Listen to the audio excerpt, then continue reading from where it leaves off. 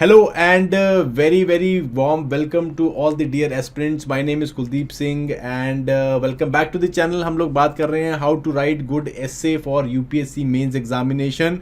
सो mains के लिए ज़्यादा टाइम आपके पास बचा नहीं है गाइज, और ऐसे एक ऐसी चीज़ है जहाँ पे आप कम एफर्ट लगा के 15 से 20 मार्क्स एक्स्ट्रा ले सकते हो. सो वही चीज़ हम लोग यहाँ पे करने की कोशिश कर रहे हैं. आई होप आप लोग मेरी प्रीवियस वीडियोस को देख रहे हैं जहाँ पे मैंने एसेज को थ्रेडबेयर किया है और आपको थोड़ा बहुत आइडिया मिल रहा होगा. मुझे आपके एसेज में मिल रहे हैं, तो जहाँ से भी मैं जैसे भी चेक करके आपको प्रोवाइड कर पा रहा हूँ, जितनी जल्दी हो सके उतना प्रोवाइड करके दे रहा हूँ. तो आई होप आप लोग उस हिसाब से अपनी इंप्रूवमेंट्स कर रहे होंगे गाइस. सो आज भी हम लोग यही काम करने वाले हैं. इस सेशन में I am going to take another essay and we are going to decipher another essay, and उसको जो है आपको ब्रॉडली क्यूज दूंगा, ब्रॉड इंपॉर्टेंट पॉइंटर्स दूंगा.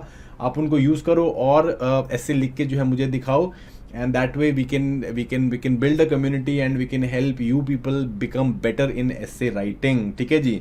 सो स्टार्ट करने से पहले इफ़ यू वांट, जो भी एसेज मैं यहाँ पे बात कर रहा हूँ, सैम्पल्स बात कर रहा हूँ, वो सारे के सारे हम लोग इसके मॉडल आंसर जो है वो अपनी ऐप में डाल रहे हैं. सो O2IAS अकेडमी ऐप है, वो से वहाँ पे जाके उसे डाउनलोड कर सकते हैं और बहुत सारा यहाँ पे जो है कंटेंट मिलेगा आपको यूपीएससी के लिए, वो आप यहाँ पे चेकआउट कर सकते हैं गाइस. ठीक है जी. सो जैसे कि आपको पता है कि एसे जो है फिलोसॉफिकल एसेज ही पूछे जा रहे हैं. फिलोसॉफिकल एसेज जैसे आपको पता है बहुत ही वाइड स्पेक्ट्रम में इसकी मार्किंग होती है. या तो बहुत कम मिलेंगे मार्क्स, 80-90 पे रह जाते हैं बच्चे, या जनरली जो है 120, 130, 140 मार्क्स भी मारते हैं. ठीक है जी. सो अगर आप भी चाहते हैं कि भाई वाइड मारना है तो आपको फिलोसॉफिकल एसेज को समझने की ज़रूरत है. और जैसे मैंने आपको बताया था कि फिलोसॉफिकल एसेज जो है हम लोग ब्रॉडली दो कैटेगरी में डिवाइड करते हैं, इंडिविजुअलिस्टिक एंड यूनिवर्सलिस्टिक. इंडिविजुअलिस्टिक जो कि इंडिविजुअल के अंदर जो है अपने आप में इंडिविजुअल के अंदर के एस्पेक्ट्स को फोकस करता है, जैसे कि introspection, self reflection, hard work हो गया, इंडिविजुअलिटी होगी, ड्रीम, गोल्स, ये सब चीज़ें जो है इंडिविजुअल के सेंट्रिक होते हैं. और यूनिवर्सलिस्टिक में जनरली आपको जो है सोशल एस्पेक्ट देखने को मिलते हैं, इंडिविजुअल का सोशल के साथ या सोसाइटी के साथ रिलेशन देखने को मिलता है. ह्यूमैनिटी, यूनिवर्सल प्रिंसिपल्स, ये सब चीज़ें यहाँ पे आपको देखने को मिलती हैं. तो जनरली मैंने आपको बताया था कि पिछले 2 साल के जो एसेज हैं उनको आप इन 2 ब्रॉड एस्पेक्ट्स में डिवाइड कर सकते हैं और इसी तरह से उनको कवर आउट कर सकते हैं गाइस. ठीक है जी. सो ये हमने पिछले साल के कुछ ऐसे देखे थे और इनमें से कुछ एसेज मैंने आपको करके भी दिखाए थे. तो पीछे मैं एक अभी ऐसे जो लेने वाला हूँ वो इनके अंदर से ऐसे नहीं है, इन पिछले 2 सालों से ऐसे नहीं आया हुआ है वो, बट ये ऐसे जो है it was sent by one of you only, जो लोग वन ऑफ द स्टूडेंट जो कि पेपर दे रहा है. तो उसी ऐसे को मैं यहाँ पे थोड़ा सा डेसिफर करने वाला हूँ और आप लोगों को भी एक वाइड क्यू देने वाला हूँ कि भाई किस तरह इस ऐसे को लिख सकते हैं. सो चलिए, ऐसे का टॉपिक है we have first raise the dust and then complain we can not see. ठीक है जी.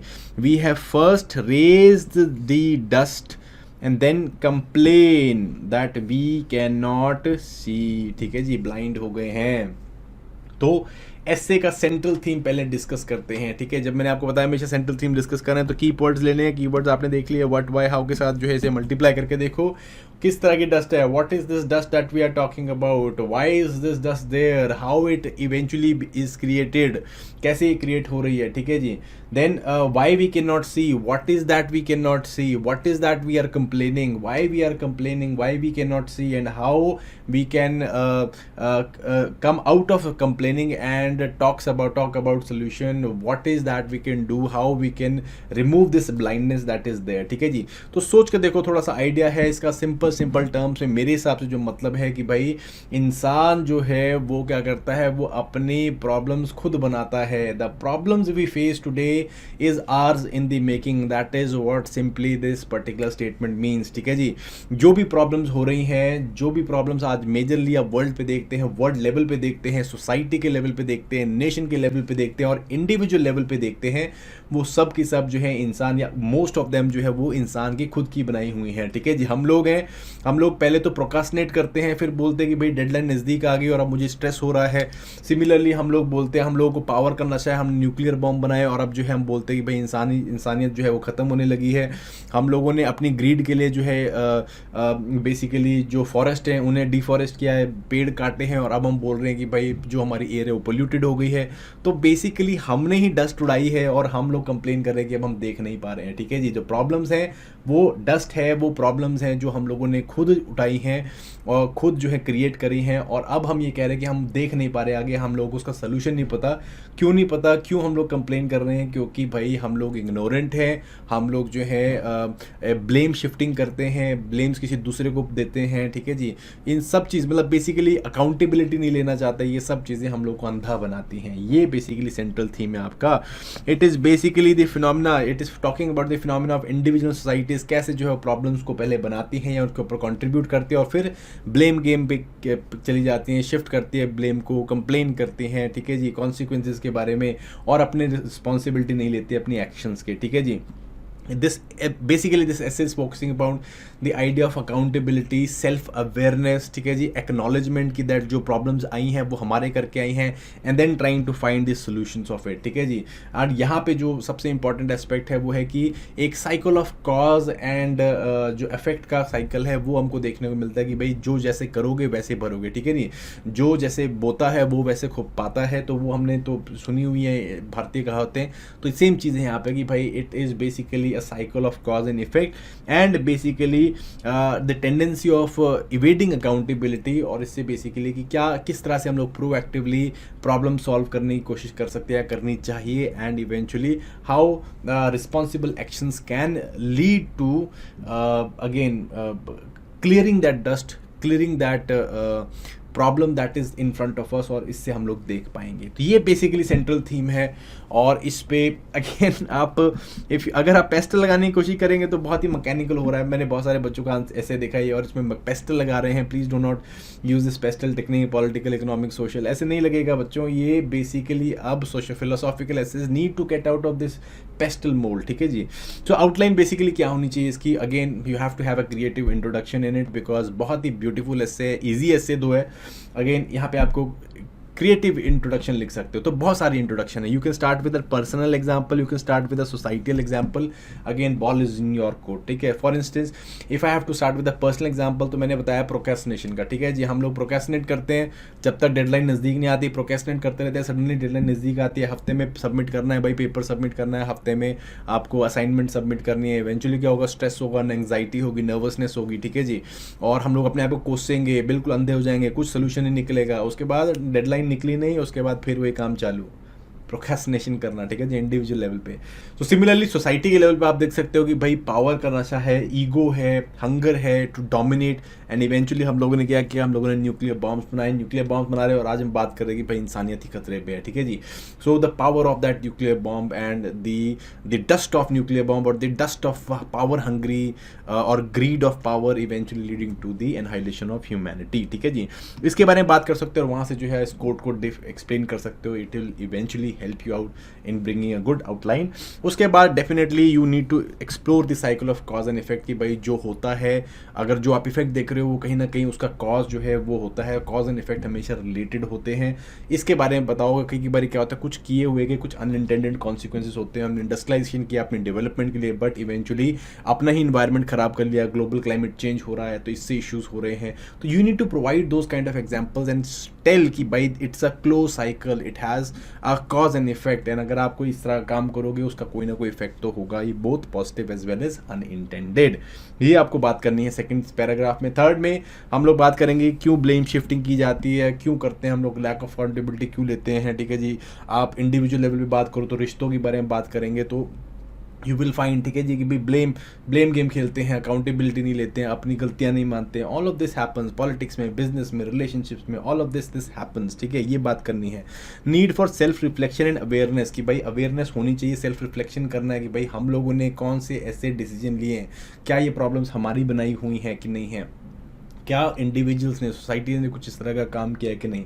तो सेल्फ रिफ्लेक्शन करना बहुत ज़रूरी है। इसी के साथ आपका एक और काम होना वो है प्रोएक्टिव सॉल्यूशंस को खोजना और एक रिस्पॉन्सिबल एक्शन लेके आना, ठीक है जी।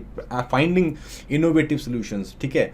आपको पहले प्रॉब्लम को देखना है, उसको एक्सेप्ट करना है, उसको इग्नोरेंस को हटा के उसके बारे में उसके बारे में इंफॉर्मेशन लेनी है, सेल्फ रिफ्लेक्शन अवेयरनेस लेके आनी है, एंड देन इवेंचुअली उसके ऊपर प्रोएक्टिव सॉल्यूशन लेने की कोशिश करनी है, ठीक है जी।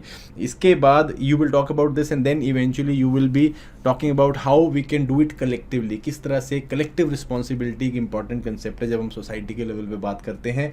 सिमिलरली लीडरशिप के लिए जो है क्यों इट इज़ इंपॉर्टेंट कि अकाउंटेबिलिटी होनी चाहिए, एंड किस तरह से वो जो है हेल्प कर सकते हैं प्रॉब्लम सॉल्विंग में जो कि हम ही लोग बनाते हैं।